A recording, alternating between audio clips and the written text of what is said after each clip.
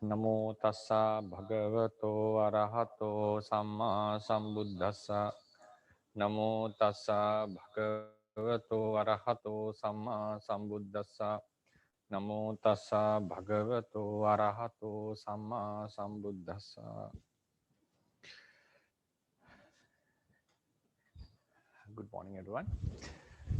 So today we'll be, I couldn't deliver a handout this week. I was a little bit involved with some work. So this lesson would last for 2 weeks actually. Therefore, I'll hopefully give a full handout by the next week. So far we have discussed all what was mentioned under the conditioned realities. If you remember the chart, we are talking about the ultimacy of the Theravāda tradition. We initially introduced what are the ultimate natures that can be truly found within the existence and also beyond the existence. So then we divided it in two groups as the conditioned realities and the unconditioned realities. Conditioned realities are the natures that need the support of other natures for their arising and also for their sustaining. Then unconditioned realities are the reality that doesn't need any support of any other reality for their existence. So then in the conditioned group, we had 4 categories, which were called Paramatta Dhamma. Then we had Uppadino Dhamma, Paramatta Jatika, and Anupanna Dhamma. I hope most of you are familiar with now, because we have been talking about these terminologies again and again for a number of weeks.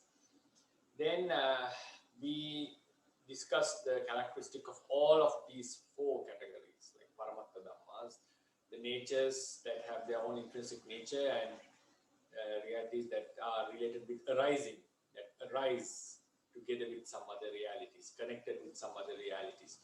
So they were the Paramatta Dhammas. They were divided into present, past, and future. Then we discussed about 3 other stages of Paramatta Dhammas, some of the stages of Paramatta Dhammas. Uppadino Dhammas were the resultants that are supposed to arise as their karma has gained the opportunity. So it's a very important term, having gained the opportunity. When the karma gained the opportunity, the resultant mentalities and materiality that they have not arisen yet are considered as Uppadino Dhamma. Then we had another category called Paramatta Jatikas, which are not eradicated, which remains within the mind stream, associating the mind stream, which are seeking for an opportunity for their arising. Then last group was Anupanna Dhammas. Anupanna Dhammas are the realities that would happen if the conditions remain. And we also mentioned Anupanna Dhammas cover both Uppadino Dhamma and Paramatta Jatikas. So then the other side was Asankata Paramatta, the Nirvana, and so forth. So today we are planning to have an analysis about what are these last 3 categories. Paramatta Dhammas, most of the Buddhist ones who have studied Buddhism, Theravāda Buddhism, are familiar with the reality that truly exists. And then the last 3, Uppadino Dhammas, Paramatta Jatikas, and Anupanna Dhammas, are for most of the audience would be some new terminology. So we should have an analysis about them. What are their characteristics? How should we differentiate from each other? And what are the different characteristics that they have from Paramatta Dhammas? And also why all these 3 can be included in the Anupanna Dhammas. Also their relevance, and also how they are different from Anagata Dhammas. That is also something that we haven't discussed yet. So I'll be taking all these 2 lectures, 2 weeks, to have a clear analysis about them, and hopefully we'll be able to distribute them. Actually, the handout is written in Sinhalese at this moment, because I was doing the Sinhalese class advanced to this, which was so I couldn't translate it actually, because I was quite involved in some work.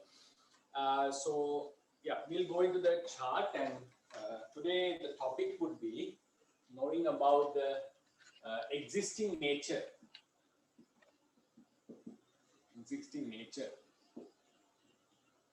of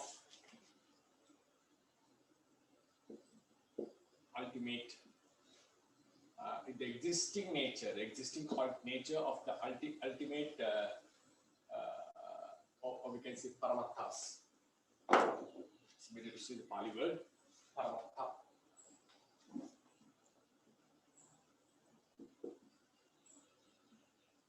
Existing nature of paramattha. So paramattha, when we say paramattha, it's the bigger group. The bigger means the entire group. So paramatthas were divided into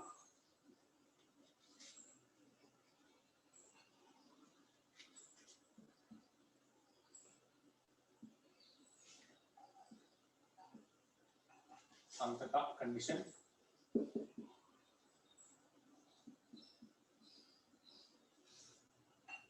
and asankata.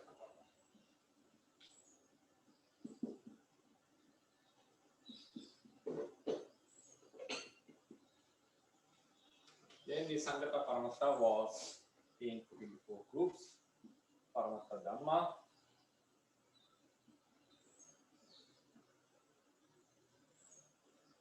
then Paramattha Jatika,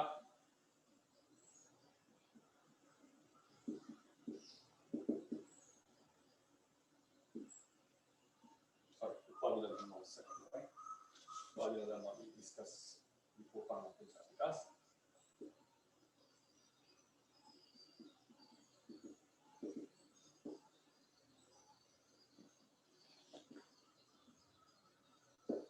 Then we have Paramattha Jatika.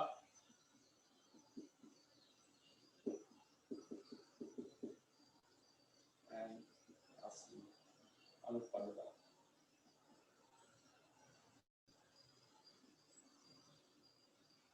In Asankata Paramattha group, we had 5 Paramattha unconditioned realities, which we'll be discussing in 2 weeks.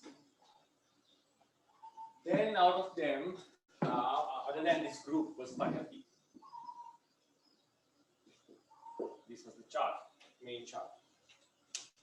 So to be considered as Paramattha, something to be called Paramattha, what is the main characteristic? The main characteristic of a Paramattha is that it has its own intrinsic nature. If anything can be verified in terms of the 4 modes, which can be known with wisdom, with the analytical, investigative wisdom, and if something can be abandoned, if something can be developed, and something can be attained. If something fits into any of these acts of the sasana, we call it a Paramattha. It means it has its own intrinsic nature, its own intrinsic quality, the basic characteristic is. So, in terms of that having an intrinsic nature,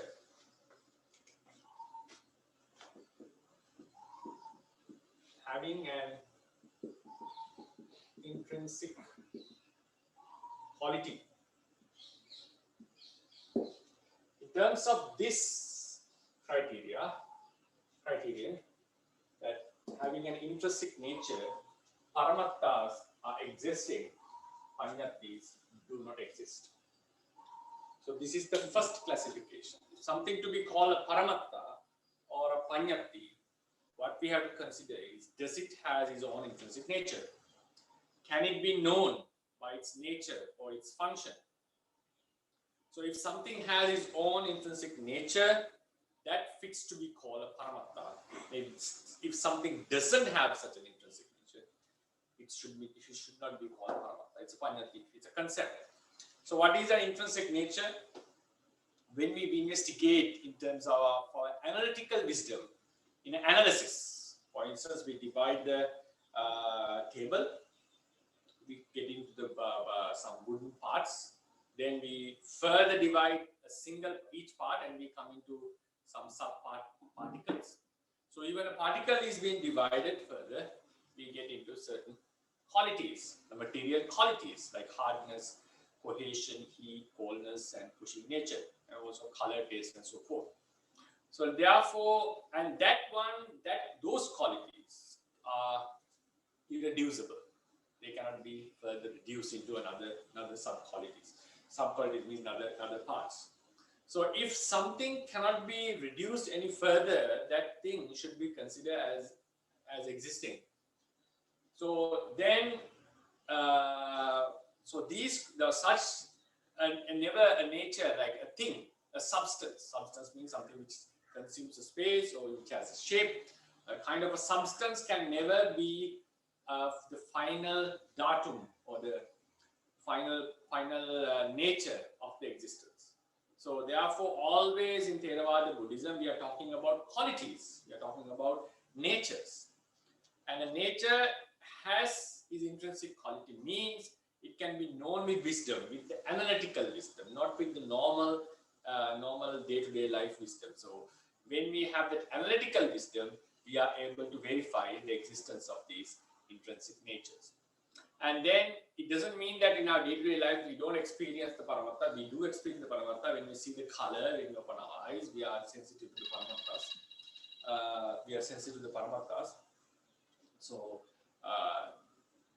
But the thing is that we always mix it with concepts and try to get into a wrong idea. That is a different case. But we are sensitive to the Paramatthas, intrinsic natures.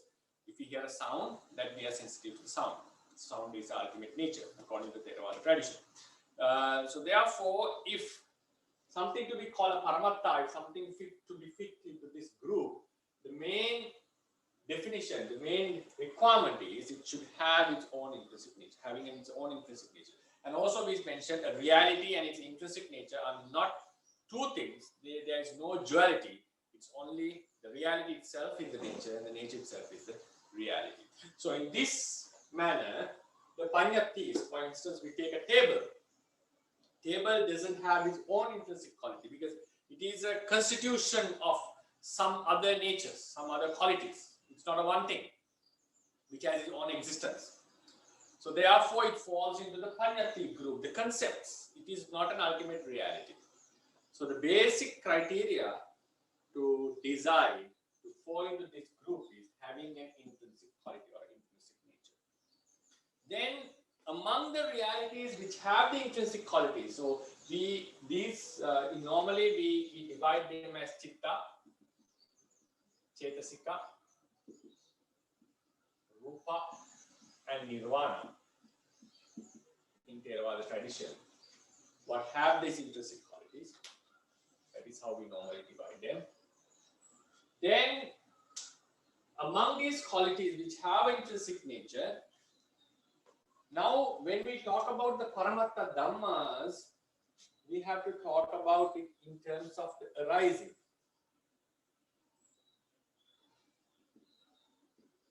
In terms of arising.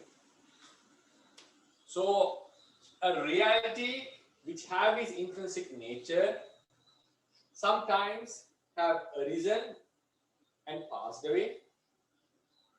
Some realities have arisen but not passed away yet. Some have not arisen and not passed away. So in terms of arising,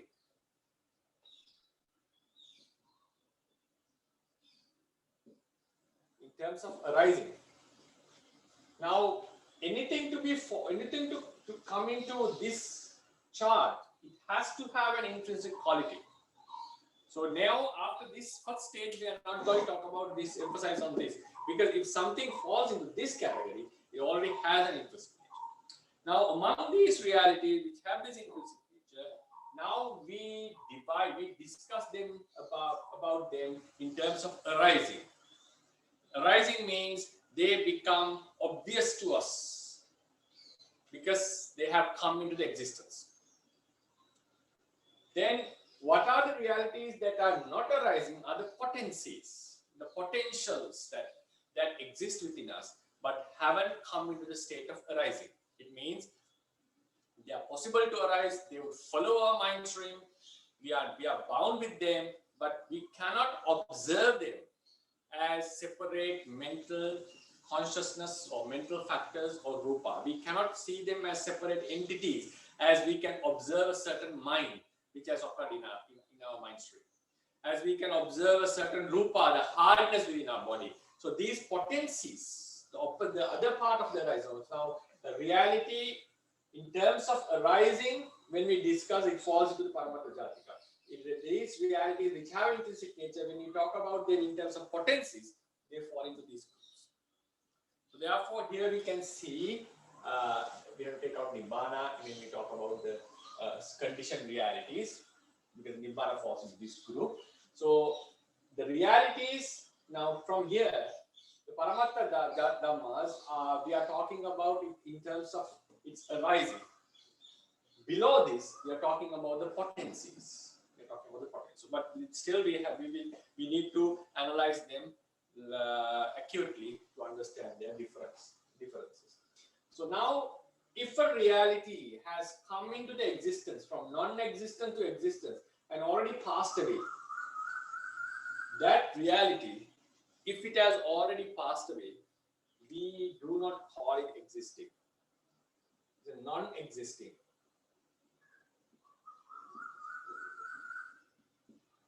Or not existing anymore. And also, if a reality that has not come into the arising yet, a future reality, that also should be called not existing or non-existing reality. Only the realities that have come into the arising but has not passed away yet are considered existing in this categorization. So now, when we are talking about the word existing, we have to look into it in different ways. Now, in the first stage, what is existing means to be considered something as existing, it should have its own intrinsic quality. That's the main criteria. So if something doesn't have intrinsic quality, it falls into the non-existing group. These are the existing, those are non-existing. If something has an intrinsic quality, that is existing or not existing, non-existing. Now within this existing group, when we talk about the qualities in terms of arising, if something has arisen and passed away, if something has not arisen yet, both these realities, the past and the future realities, are considered non-existing again within this group. In the first stage, when we talk about the entire group, all of them have to be considered existing. Why is that? Because they have their intrinsic qualities. Even a past reality, even a future reality should be considered existing. Paramattha can be verified with wisdom. Why?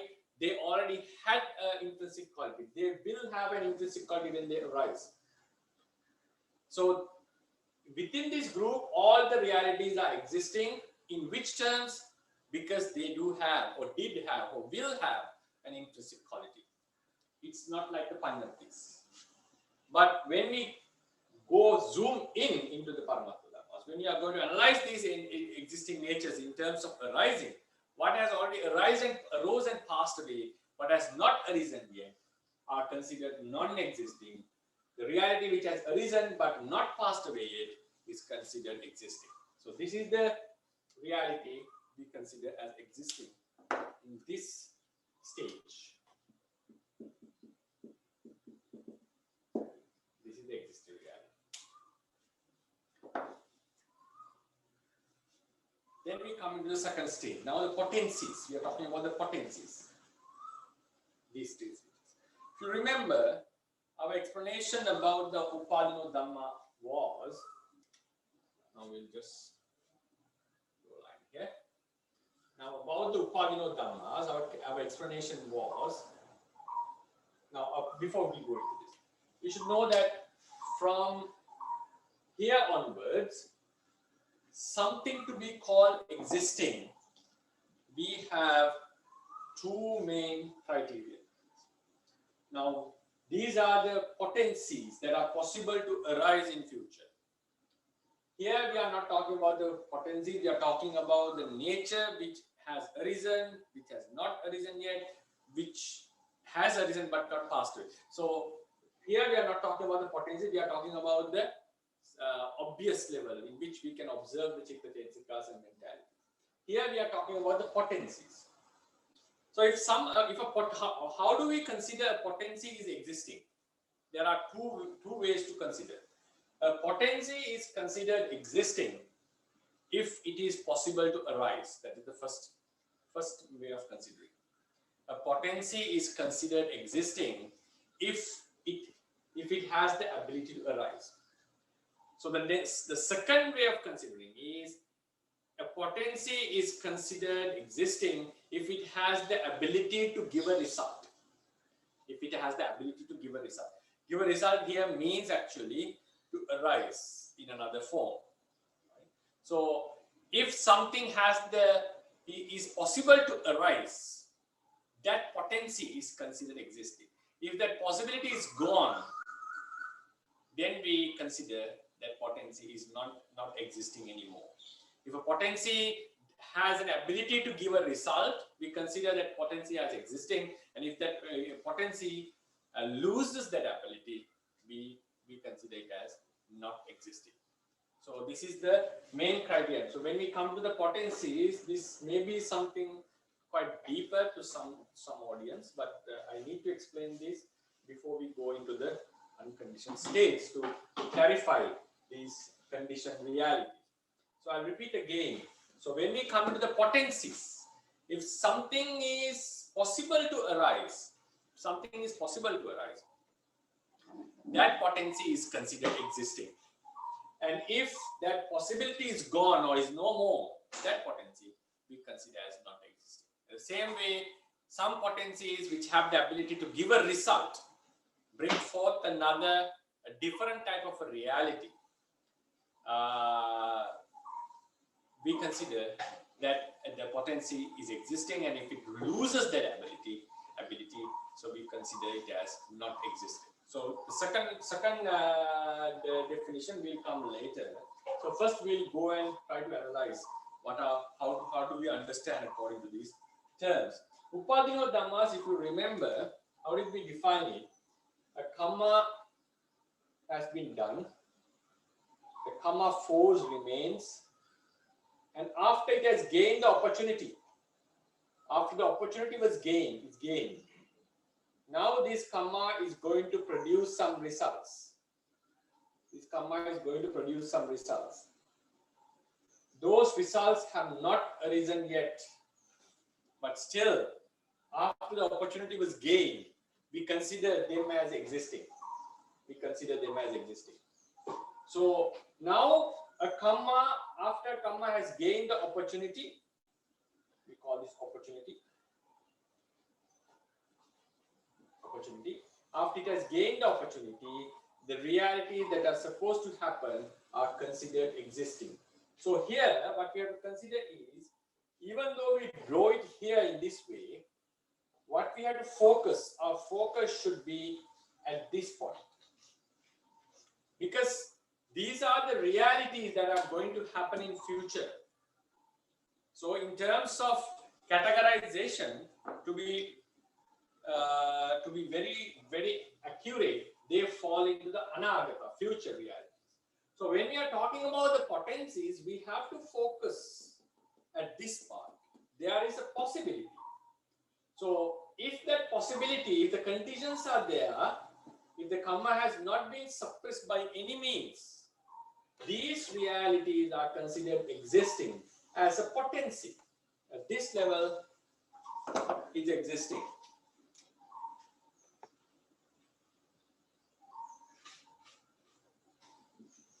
Because the karma has not been suppressed.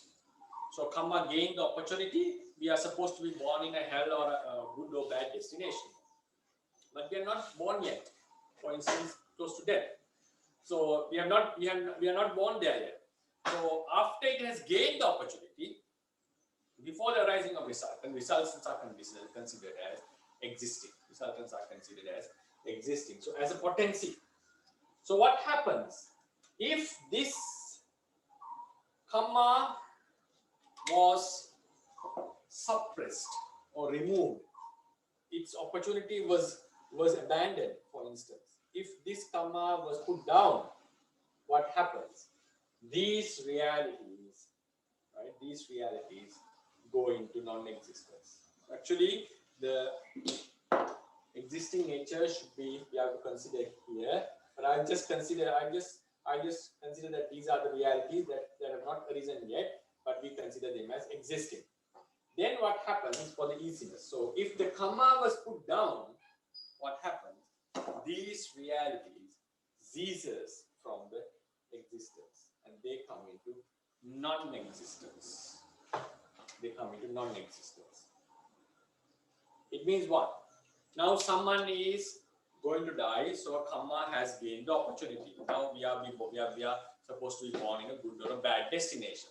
Still we are in this very life. We have not been born yet. So, but those realities are considered existing. Why? The karma has gained the opportunity. That's the main criteria to decide. The karma had gained the opportunity. So if this karma was suppressed by whatever means because of gaining another karma or listening to Dhamma, or we have changed our mind and brought a new karma into action, or we have done another very strong karma which can overcome this the karma which had gained the opportunity. So somehow if we could suppress this karma which gained the opportunity, those resultants that were considered existing already comes into non-existence. Why is that? The cause was put down. When the cause had the opportunity, the resultants were considered existing prior to their arising. So before their arising, the cause was put down by whatever means. These already existing, the reality that were considered as existing comes into non-existence. So that is how we consider. Now there is no potency for their arising. The potency is lost. The potency is considered existing as long as it has the ability to arise. So therefore, in this Upadana group, when the karma was put down, the karma which gained the opportunity is put down, we consider it as not existing anymore. I hope some idea was clearly conveyed. Then Paramattha Jatikas. Paramattha Jatikas are the natures that follow our mind stream, especially the latent defilements, and also we have the karma force, which I'll be talking at the end of the lecture. So the Paramattha Jatikas, the way we talk about the latent defilements, the defiling nature, the anusayas. So they follow our mind stream for countless eons, and whenever they get an opportunity, they arise as a certain end. So they are considered as existing as long as they have the possibility of arising. They have the possibility of arising. So when there is no such possibility, we consider them as non-existing. So that making them non-existence can only be done with wholesome supramundane paths, Lokuttara Magga. Only when these paths have arisen, those latent tendencies will completely be cut off. For example, if we draw it, now this is the mind stream.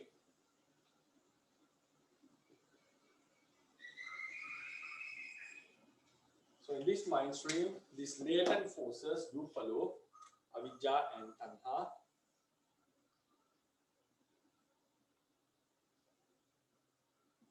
They have possibility that they may arise. So there is a possibility. Potency is there. We normally do not differentiate them. Though they fall into the Paramattha Dhammas when they arise.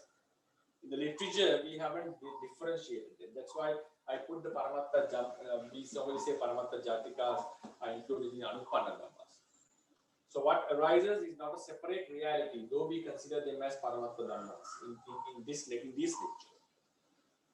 So what happens is, if now there is a possibility that they arise, now their possibility, the existing nature is they are possible to arise. Whether they arise or not, it doesn't matter. They are possible to arise when the conditions can. So what happens if the path consciousness, if you think that this is the path consciousness, in red color. It arises. For instance, if you consider the Arahanta Magga, entire avidya and tanha would be gone after that. There will be no remnants of latent defilements. So what happens? The possibility of them arising in future is no more. There is no way defilements could happen because the latent forces have been removed. So what happens? They come into non-existence. How they came into non-existence? Because of the part consciousness. A potency is considered non-existing. It doesn't exist anymore, and also it means it is not possible to arise any further. So we can look into this potency case in two ways. The potency is no more. That is one way of considering. The potency is not going to arise any further. So when we consider about this aspect, we consider that because they are not arising any further, they are not existing. It means that even they have been suppressed for some time, they are still possible to arise as long as they remain. So in the potencies case, we can look into it as something that really exists at this moment, and also we consider it as something that could arise in future. That's why these potencies fall into Anupanna Dhammas, because we have to consider in two ways. That something which exists at this moment, which has not arisen yet, which would arise in future. So therefore, these lobha, dosa and moha are not possible to arise any further in our mind stream. So therefore, we consider them as non-existing. Yeah, we consider them as non-existing. When the part consciousness has arisen and cut off, they are no more. In the Upadino Dhammas level, if the karma which gained the opportunity was put down, those Upadino Dhammas are not existing any further. They were considered existing prior to their arising. Why? Because their karma had gained the opportunity. So if the karma was put down, they are no more. Now, in the Paramattha Jatikas, they were possible to arise if the conditions were there. When the Paramattha, when the part consciousness cut off them, past consciousness arisen, they completely are removed, and they are considered as not existing anymore.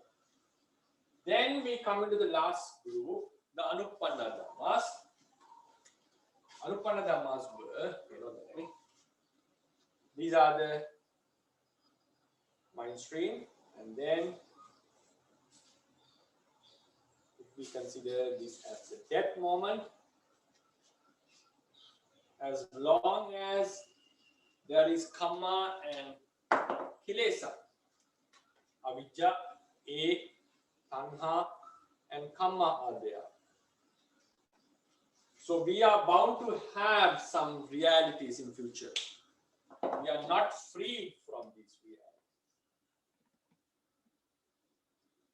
They were called Anupanna Dhammas, the non-arisen realities from which we are not free. So what happens if the part consciousness eradicates them?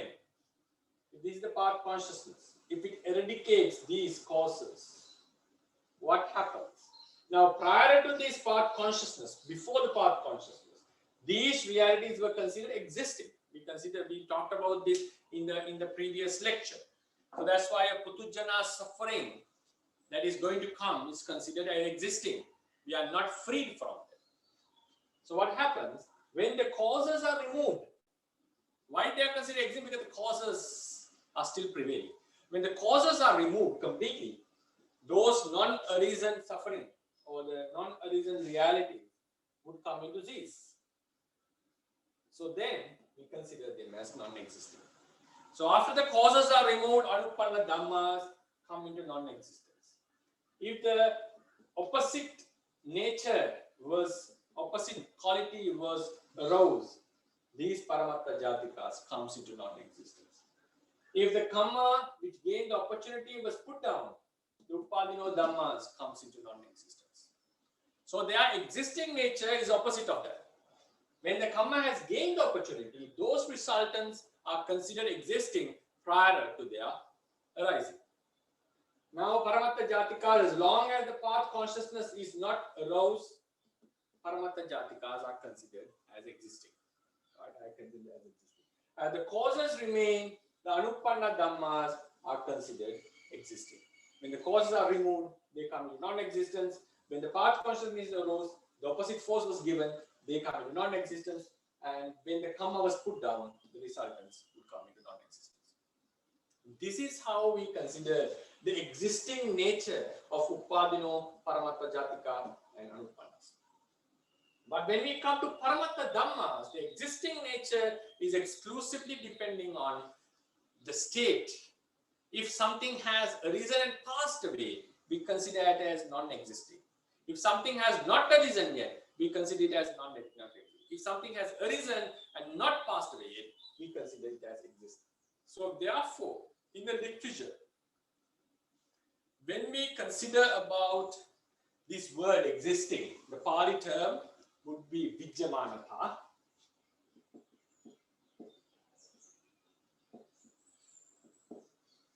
Vidyamanatha. The commentators have used these words in miscellaneously without giving any specifications. So sometimes they would say the latent defilements are there because they are possible to arise. That's how they say. They are possible to arise. Not they are considered as existing, not because they are Vidyamana. Because they say they were mentioned, the latent forces, latent tendencies, the defilements are mentioned here because they are possible to arise, but not because they are existing. What is the meaning of that existing? So the commentators have used the existing term in the first level. So something to be considered existing, it has to have come into this state, arisen and not passed away yet. So in that approach, these realities have not existed, are not existing because they have not come into the arising. So when the commentators say sometimes non-existing, they are referring in this level. In some places they say the latent defilements do exist, Vijamana, they do exist. Why? The path consciousness, the opposite path consciousness has not been aroused. So therefore, when we encounter the term existing, we have to consider it in which level the word has been used. I know this may be something complicated for the newcomers for the Buddhism, but I have to address this because we have to be very clear what is the meaning of the term existing. Now I'll sum up what we have discussed so far. Something to fall into this entire group, Paramattha, it has to have an intrinsic quality. If something doesn't have an intrinsic quality like table or a human, it is a concept. So that is the main criteria to decide. Then out of the realities which have an intrinsic nature, now we have to consider them in terms of arising. If something has arisen and passed away, it is considered as not existing anymore. We say the past is gone, it's not no more there. Don't worry about it. We say no. Well, please focus on the present moment. And if something has not arisen yet, we cannot guarantee how it will arise. It's also considered as not existing. Then, if something has arisen, a consciousness has arisen, not passed away yet, it's a momentary thing, we consider it as existing. So this is out of the realities which have an intrinsic quality, this is how we decide the existing nature of Paramattha Dhammas, not of the potencies. Then we come into these potencies, Upadino Dhamma. What is the explanation, definition? Resultants of a karma which has gained the opportunity before they are arising, prior to their arising, they are considered existing. Why is that? The karma had gained the opportunity. They are going to happen. If the karma was put down by whatever means, these realities which were considered as existing comes into non-existence. So then after the karma was put down, suppressed or removed, we call those Upadino Dhammas are not existing anymore. Then Paramattha Jatika, the latent forces, especially I was talking about the defilements. So defilements are considered existing as long as the path consciousness has not been aroused. Why is that? Still, till that, the defilements are possible to occur, arise when the conditions gather. When the path consciousness has been developed, they become completely vanished. They come into the non-existence. So we call the defilements are no more. Sometimes we call it kilesakkhaya, the non-existence of the defilements. In some places, we equalize it with nirvana. That I'll be discussing when we come to the Sankata Paramattha lecture. So that is the non-existence of Paramattha Jatikas. Then there are few lists of Paramattha Jatikas. I'm not taking all how they come into non-existence at this point. Just to give a slight idea here. Anupanna Dhamma, the realities that are supposed to happen, that which we discussed last week. If the conditions remain, some realities are supposed to happen, would happen. So they are considered existing. We are not bound, we are not freed from them, we are bound to them. So if the conditions are removed, those non-arisen realities comes into non-existence. Those non-arisen realities comes into non-existence. So that's why, then that is how we decide their existing and non-existing nature. So I hope now it's clear in terms of Paramattha Dhammas, existing nature depends, they have arisen but not passed away. Non-existence are the reality that are passed away and not arisen yet. In the Upadino Dhamma, when the karma had gained opportunity, the resultants that are going to happen are considered existing, and they are arising. Now after the karma was put down, they come into non-existence. Paramattha Jatikas, defilements are considered existing as long as they are possible to arise. When the path consciousness arises, they completely goes, vanishes. The potency is no more, then we consider them as non-existing. Then Anupanna Dhammas, the reality that are going to happen if the conditions remain, Kilesa and Kama, when the conditions are removed, the Anupanna Dhammas comes into non-existence.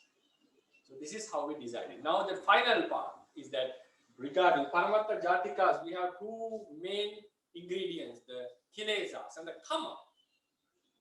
I mentioned that I will be discussing this at the end of the lecture. Now I was talking about the Avidya and Tanha. The Kama Sati, I'll call it K. Kama Sati, even though the path consciousness arises, that Kama would not be removed. Kama would not be removed, even the path consciousness arises. The Kama would not be removed. So how the Kama, but still we have a term called Kama Kaya.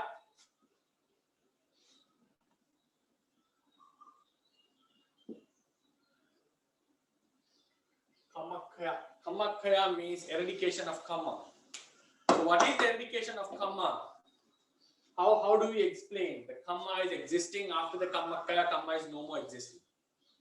So Kama Kaya mainly, we talk about this K, we talk about K.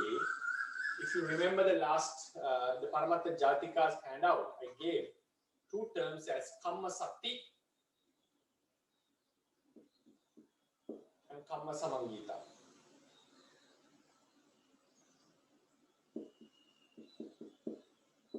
Kama Sakti and Kama Samangita. So last time someone from audience asked, what is the difference of these two? Kama Sakti is the force of Kama, remaining within the mind stream, regardless its ability to give a rebirth or not. Kama Samangita means the Kama that are capable of giving a rebirth. Out of the Kama Sakti, Kama Samangita is a part.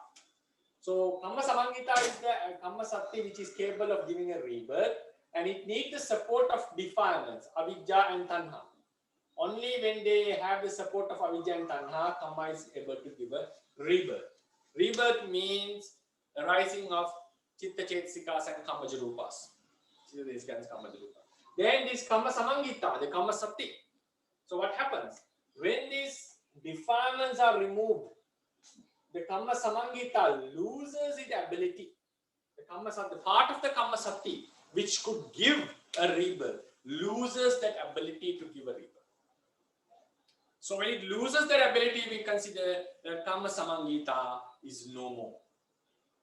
Because it's just a part of the Kama Sakti. The Kamas which could give a rebirth can also give resultants in the day-to-day life. So it loses its ability to give a rebirth. So then we consider it as not existing anymore. That's what normally said, Sankhara Nirodha Vijnana Nirodho. Sankhara Nirodha means it's not the Sankhara is completely gone. When we attain the path consciousness, Avidya is removed. When the Avidya is gone, the karma loses its ability to give a rebirth. So then that karma is considered Nirodha. It's no more. In terms of realities, yes, it does exist as a potency, but it doesn't have the ability to give a rebirth. So we consider it is no more. The karma samangita is no more after the arahanta. So that is the third way of considering the ability to give a result. Then here we also need to consider some fact that we do not talk much in our traditions, but which has been mentioned. When karma samangita gives a resultant, vipaka, that vipaka is also considered as a different state of karma. It's considered as a different state of karma. I think that last time we had a short discussion about this. Now karma is done. For instance, karma is done, the karma sakti, and then it gains the opportunity, upattana samangita, which we have not discussed yet. Then the vipaka samangita, it arises. So normally the commentators say these are the 4 stages of karma. 4 stages of karma. It means that when the karma was done, its energy remains and it ripens as a separate state. It's true that they have separate, we consider them as a separate chitta or chetsika from karma. But in terms of the tradition, it's the same karma has ripened. Same karma has ripened. So we normally say the potency which remains in our mind stream is identical, is the same thing which arose as a consciousness, which arose as a mental factor. The same thing should be understood here. The force which remain in the mind stream arose as a mental cluster. It's like the lobha chetasika, lobha potency, which arose as a separate mental state. The karma force arises as a separate mental entities. So that's why we do not consider them as we consider them as a part of the same thing. Yeah. So now, if you consider now this karma sakti, if that karma sakti, it should be supported by defilements, avidya and tanha. If this is removed, this loses the ability to give this result. Then this karma, now they were the anupanna dhammas actually. They were the non-arisen realities. If they gain the opportunity, if one day if the karma gain the opportunity, the resultant would happen. Now, what happens when this karma with avidya and tanha is completely eradicated? These things come into non-existence. Anupanna dhammas comes into non-existence. Now, this karma sakti at this level, this point, we consider it is not existing. Why it is not existing? It lost the ability to give a vipaka. That's the third way of explaining. I will not take much time on this because today's the main emphasis was to focus on the existing nature discussed in our Theravāda tradition. Then when we come to the Asankata Paramatthas, they are the liberation, which I will be discussing later. What is their existing nature? Now, in terms of the conditioned realities, I'll be discussing this same chart again when we come into the overall explanation about the Paramatthas at the end of these lectures. This chart will be drawn again. Maybe it's too small or it's not very clear. Sorry for that, because I didn't have much space to do it. So these are the 4 ways of deciding if something is existing. these conditioned realities. Yeah, these conditioned realities. If something exists, how to consider their existing nature. Yeah. So this will be the lecture. I think I covered everything that I was planning to discuss today. Paramattas and Panyattis.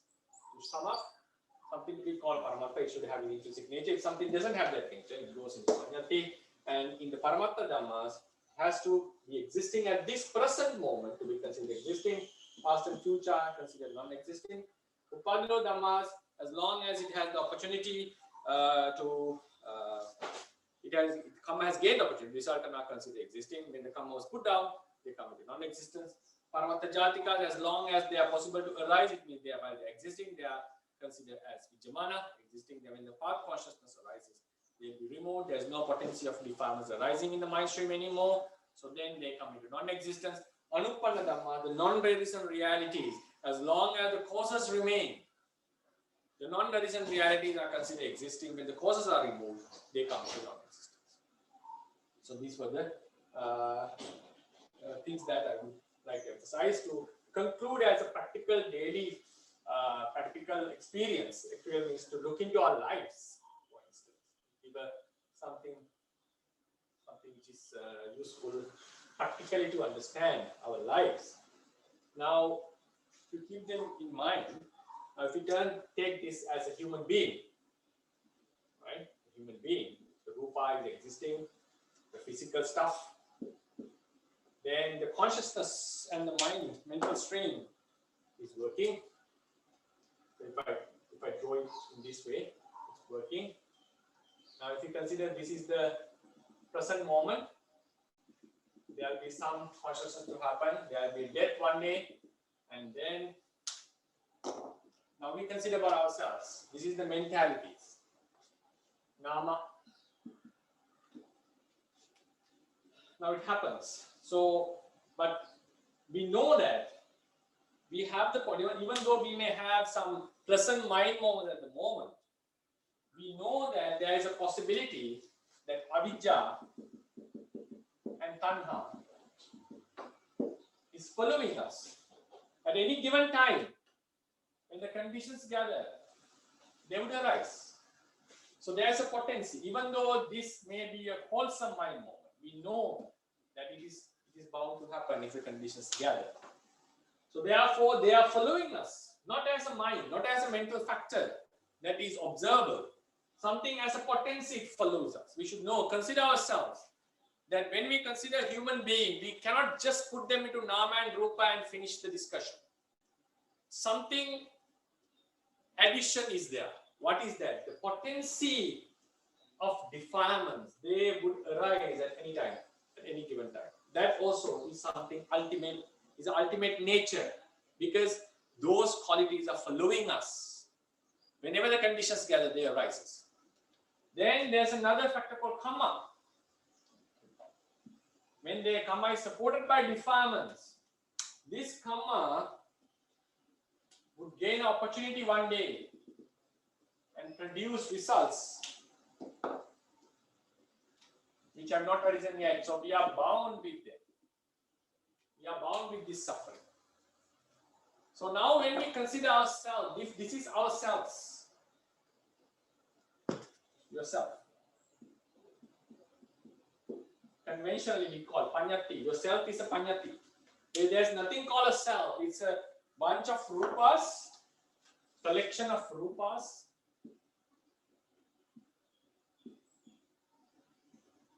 Not one thing. And a mental stream. Each mind is different from each other. So there is no self. This is yourself is a concept.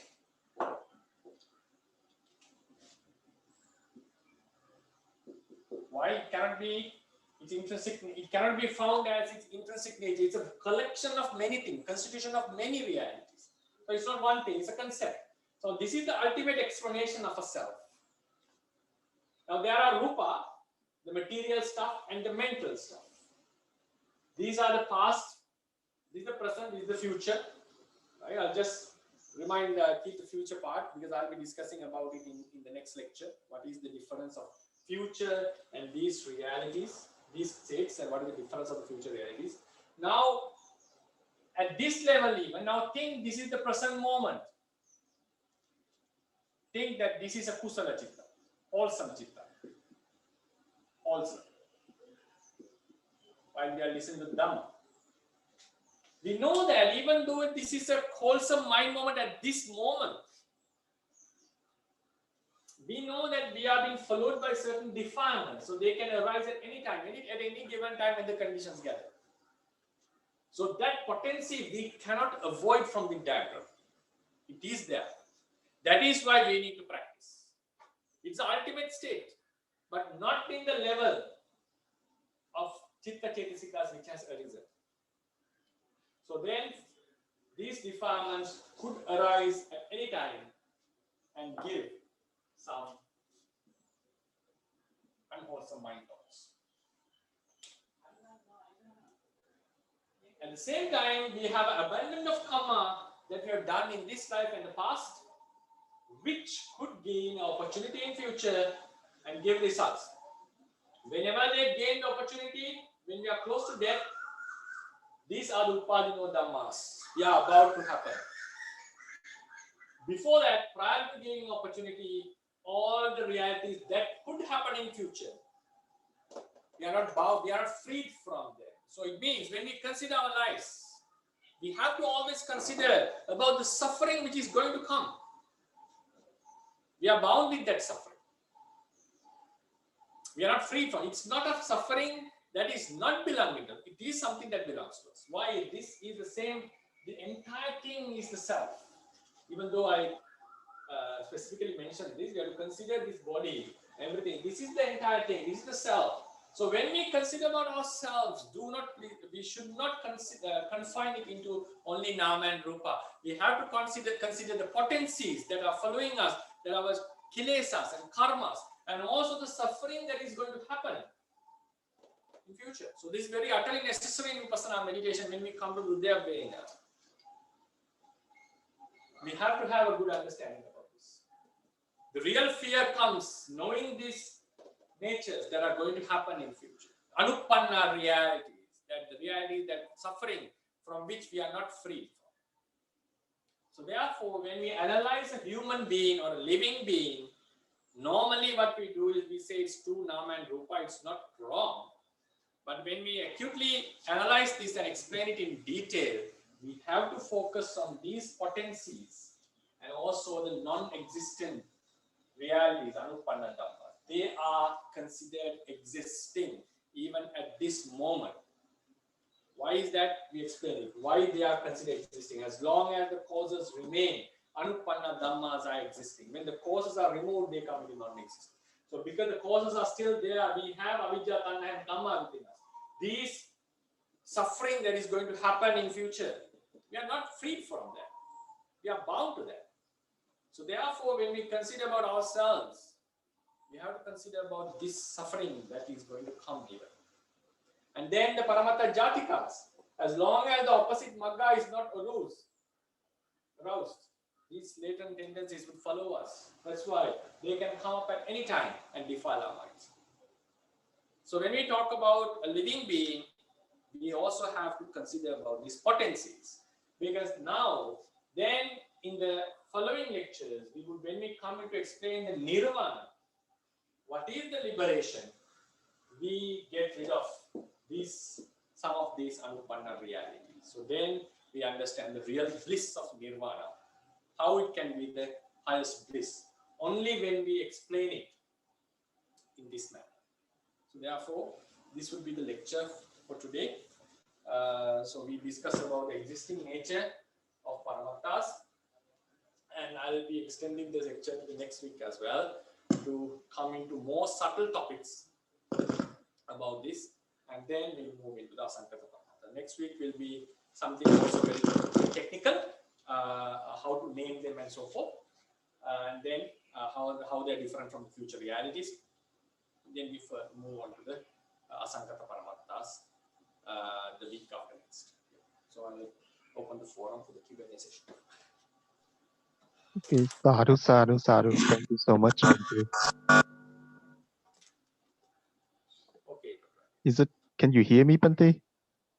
Yeah, there was a problem. Okay, now. Oh, okay.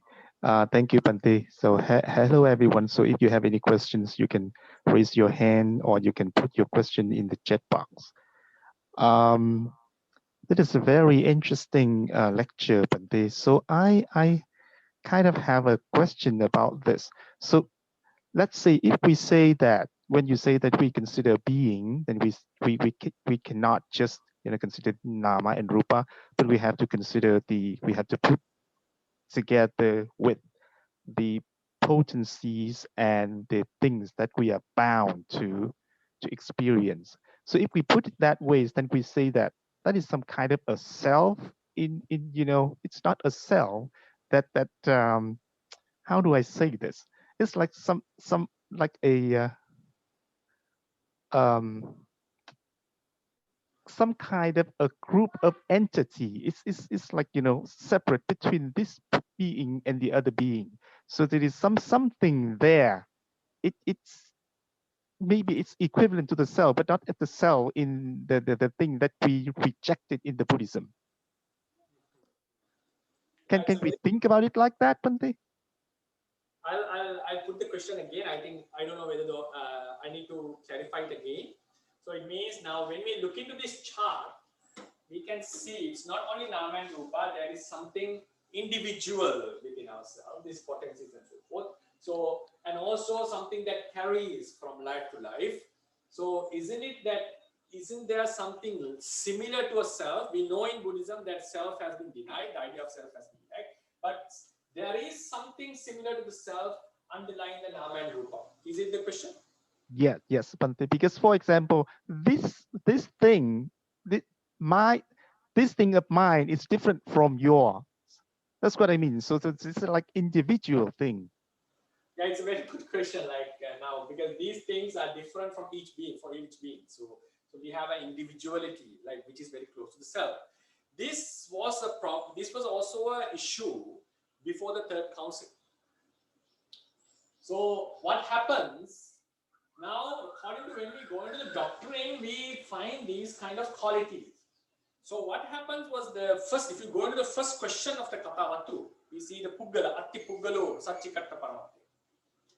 So what some group, the Puggalavadins, they said, another group other than apart from the Theravādins, they mention, as you said, there is something that is individual to every being and also which facilitates this transmission of these qualities from life to life.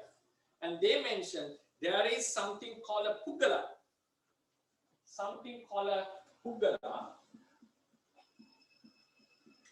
which is not a self, but an entity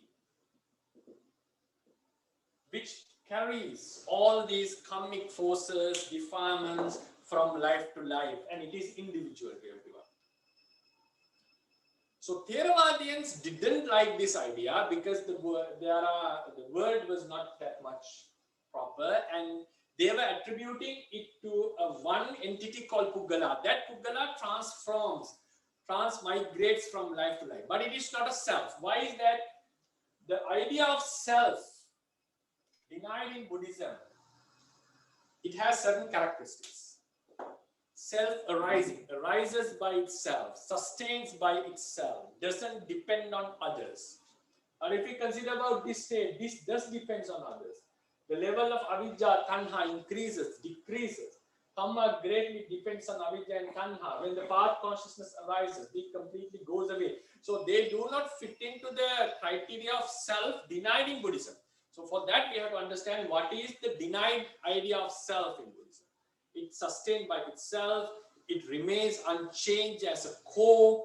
It has a self-governing quality. It is able to govern other realities. So these are the ideas that are denied in the Buddhist teachings. So therefore, as you said, isn't that something individual like this? So the Puggalavadins went into an idea called Puggala. Then, but the Theravadians didn't prefer this idea. They explained it in terms of Anusaya, Paramatta Jatikas, Kammas, and all this. So in the end, I feel like they were not that much wrong, because instead of explaining them as separate entities, they brought it as a one entity and mentioned this entity transforms from life to life, and they also denied that it's not a self. It's not a self. It is something that instead of explaining them with multiple realities, they attribute it to one person, one thing that migrates from life to life. So as you said, isn't there individuality? Yes, there is. And that is also the one reason why we consider this as a one thing, ekattanaya. This has one identity. Is it a self? Then we have to find out what is the self denied in Buddhism. For that, we have few characteristics of selves. Self-governing.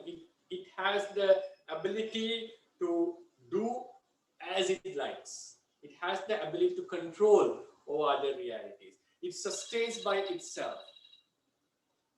It sustains by itself. And also, it sustains by itself, and it is an unchanged core. So these are the characteristics of a self that has been denied. I see. Thank you, Bhante. So does that mean that, so let me see, all of these forces constitute, let's say, an individual? So does that mean that when let's see, when this being attain Nibbana, then all of these forces are destroyed? Yes. You mean the parinirvana, right? Yes. They will not remain here. Okay. All right. Thank you, Bhante. Yes.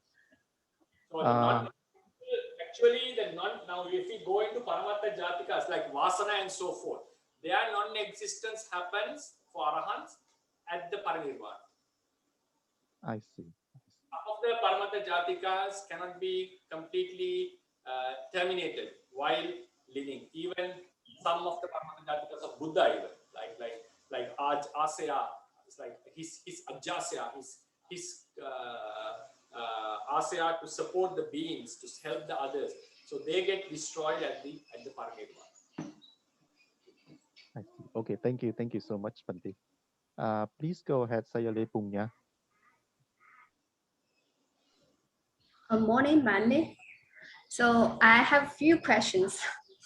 So first, when you mentioned about the arising nature in the Paramattha Dhamma, so that arising is refers the Upada moment or the Upada and the Titi both moment. You mean this, right? This. Yes. There will be no. We have two explanations: arising, persisting, causing away. Right? So now we have like this is the arising stage.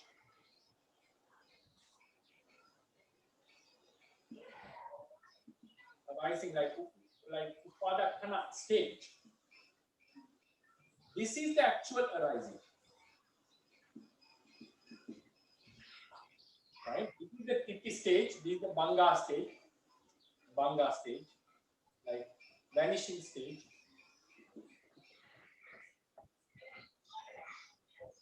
This is the actual vanishing. So when I say coming into arising means after this moment, until this moment, reality is considered as existing. So whether it's Titi moment, arising stage, Titi stage, Banga stage, doesn't matter. As soon as the moment of arising, the actual moment of arising, this is the arising stage. Then someone could ask the question, what is the difference of arising stage and arising moment? So according to Paramattha Dipani, arising stage means, arising is the act of coming into appearance from, coming into existence from non-existence. It was not there and it's now there. So this has a certain speed, arising speed. that arising speed is something plus.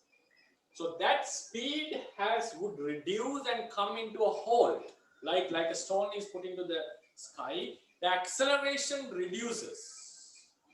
Acceleration reduces with time. The acceleration reduces, but it still it goes, and then at a certain time, how to say? First, its acceleration reduces, and then its speed also starts to reduce.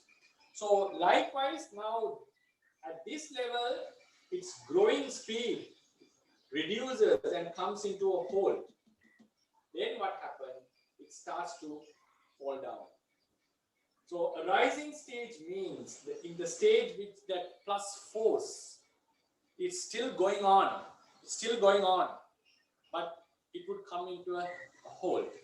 So that is the entire phase of arising. But the real arising happens from this mode. The real passing away happens from this mode. So as soon as something has arisen, even though it's in the rising state, the titi state or bhanga state, still it is considered existing. Existing means coming into from this moment, it's existing. We don't need to think about this time. Okay, thank you, Bhante. So in the Bahya Sutta, when the Buddha said the Ditamadam Pavisati. So like that, they are talking about in the Paramattha Dhamma moment. The Buddha was talking about it. Yeah. They were talking about the Paramattha Dhamma. Yeah. What about this? Something that is a Paramattha Dhamma. Just consider it as something has seen, not as a self. Okay. So another question is from the another participant, because today he couldn't join because he has a meditation retreat. So he was asking about the time and space. According to his understanding, the Theravāda tradition do not reject the subjective reality. So if the time and space is not objective reality, so can we say is the subjective reality? Because some Bhante, some other monks said, when we say the time and space is actually because our attachment or like a Vebanasa or something like this. So how can we understand the time and space according to the Theravāda tradition? So I think I'll be discussing on this topic at the end of this session, like the Paramattha session. So shall I take it that time? Otherwise it will be a completely something apart from the topic. So I'll take it at that lecture. Okay. I'll be talking about time and space in brief in a future lecture. Okay, Bhante, thank you. Okay, sadhu. Thank you so much, Bhante. Please go ahead, Robin. Okay, Dr. Ryan. Thank you, Dr. Ryan. Good morning, Bhante. Bhante, I would like, I have two questions. The first one is the main questions. So I would like to ask about maybe our understanding of the existence. So far from attending this lecture, Bhante, like I understand that all the nama and rupa have the avijja and tanha as the producing force, Bhante. Is it correct in this way, Bhante? It's like this. Now, always life starts because of avijja and tanha. If the life didn't start, none of the nama rupa would exist. So in that manner, you can say all the nama rupa has avijja and tanha as the origin. It's a linear origin, not a direct cause. Okay, Bhante. It's not a direct cause. Like because someone is born, all nama rupa happens in that life. Why is born? Because avijja and tanha. So therefore, if avijja and tanha are the causes for the rebirth, all the nama rupas or suffering in that birth is caused by avijja and tanha. It's a linear. Okay, Bhante. Then, as we know that avijja and tanha are like unwholesome things, Bhante. So like we have like many grades of existence. This one is inferior than this one, and this one is inferior than the higher one, like that, Bhante. So can we say that for each existence like that, it's just the better version of unwholesome things, Bhante? For example, or like for example, maybe the best the best beings is the Buddha, Bhante. So can we say that Buddha like is the best version of the the things that is produced because of unwholesome factor? It's just the best version, Bhante. Or can we understand it as like avijja and tanha at the state of anusaya is like neutral, Bhante? It's not unwholesome because like good existence and bad existence has that indirect cause as the force. Or is it still another way to understand it, Bhante? Anusaya, avidya and tanha is always unwholesome. And all existence are based on unwholesomeness. All existence are based on craving and ignorance. All existence. So, and why I think the question comes, we have explanation, akusala produces unpleasant things, kusala produces pleasant things. So this is a paramatta explanation. In Abhidhamma, we already say unwholesome and wholesomeness. We categorize them. Yes, Bhante. Like maybe like Brahma is higher than Deva, so but can we say that Brahma is just the better version of the unwholesome things like that? Do not say that. Kusala produces pleasant. Kusala produces unpleasant. So this is the Paramatta explanation. But when we go into the ultimate, like noble truth explanation, both Kusala and Akusala produce unpleasant. In all existence are suffering. All existence are suffering. There can be even the Buddhahood is a suffering. You cannot consider it as a pleasant state in terms of noble truths.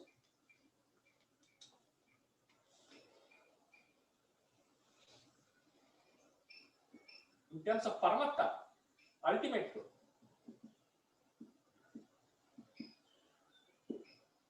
Noble truth is more deeper than ultimate truth. Now, it's a part of the ultimate truth, that's true, but it's the way of looking is much deeper.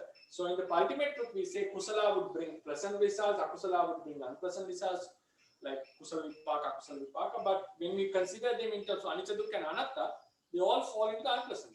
So whether it's kusala or akusala, both brings unpleasant things. So every existence is an unpleasant thing, it's a suffering. So therefore, then we find that some existences are better than the others. That the reason is the nature of the kusala, nature of the karma. What sort of karma produces them? It's not only avidya and tanha producing the life. Karma, it needs karma as the instrument. So the nature of the karma determines the nature of the existence. But in terms of the bigger picture, whatever existence is an unpleasant thing is a suffering. Whatever exists is an unpleasant thing. So Buddha once mentioned, compared to nirvana, all the existence are considered as dukkati, woeful realms. Compared to nibbana. Compared to sugati, dukkati is like a blissful state, and apaya is awesome, like woeful. But when compared to nirvana, all existence are considered as woeful. Because it's an unpleasant thing. So therefore, even a life of a bodhisattva is a suffering. That's why he advocated nirvana is the highest bliss. So then the next thing is now avidya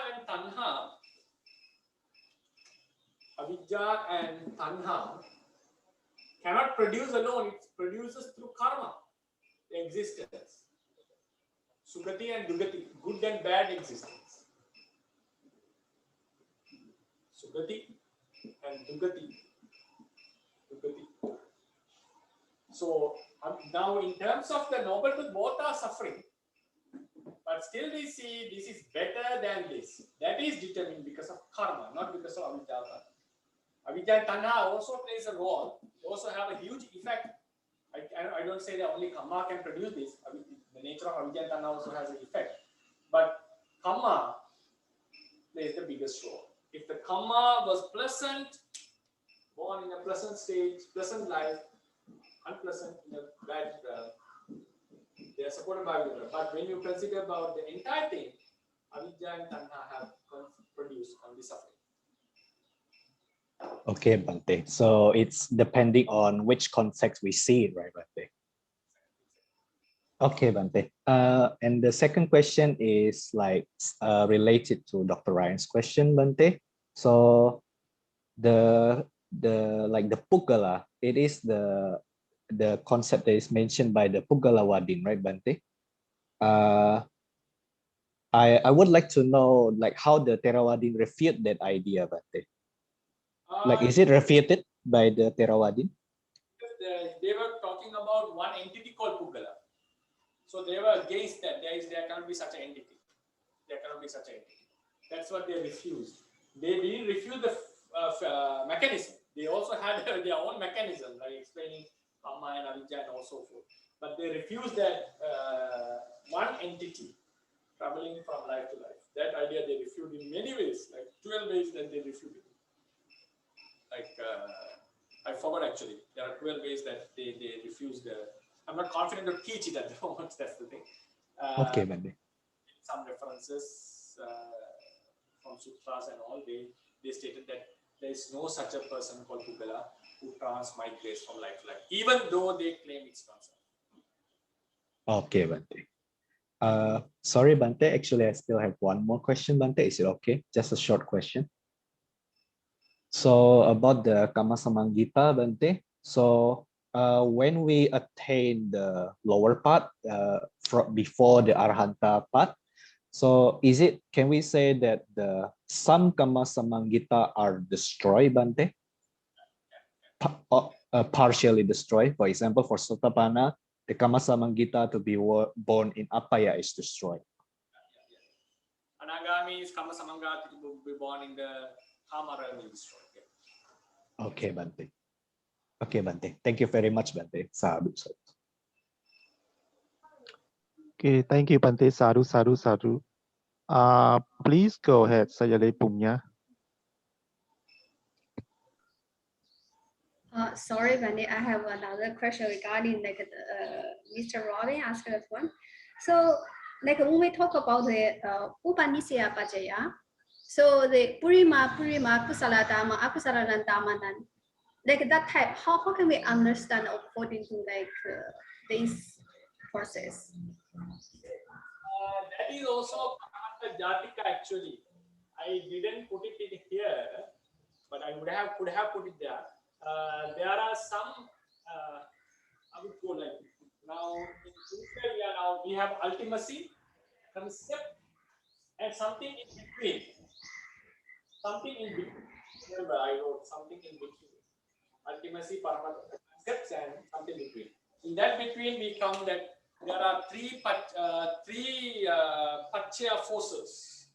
Anantara, Samanantara force, Asevana force, and Pakatupanisya force. So they are also something that are not existing. So what happens? A certain Rachita rising past according to the Paramatma Dipani, a certain force like Upanisya would remain and would follow the mind stream, and they causes many good wholesome deeds to happen. The Pachya force, the Upanisya Pachya force. And also, as like Dr. Ryan they asked, what about paramis? Are also like we can either attribute it to Upanisya or we can have it as a separate force. So I will talk about them. Then you can ask why didn't I put it in the Paramattha Jatikas? I didn't have the confidence to do that. So to be safe, I'll discuss it as something apart from Paramattha and not falling into Paramattha. Okay, thank you, Bhante. Sadhu, sadhu, sadhu. Okay, thank you, Bhante. Sadhu, sadhu, sadhu. And yes, there is no more question, Bhante. I think it's time.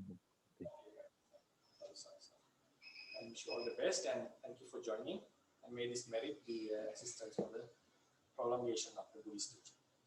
Buddha Sasanam Chiram Tiktatu, Buddha Sasanam Chiram Tiktatu, Buddha Sasanam Chiram Tiktatu, Sadhu, Sadhu, Sadhu. Sadhu, sadhu, sadhu. Thank you very much, Bhante.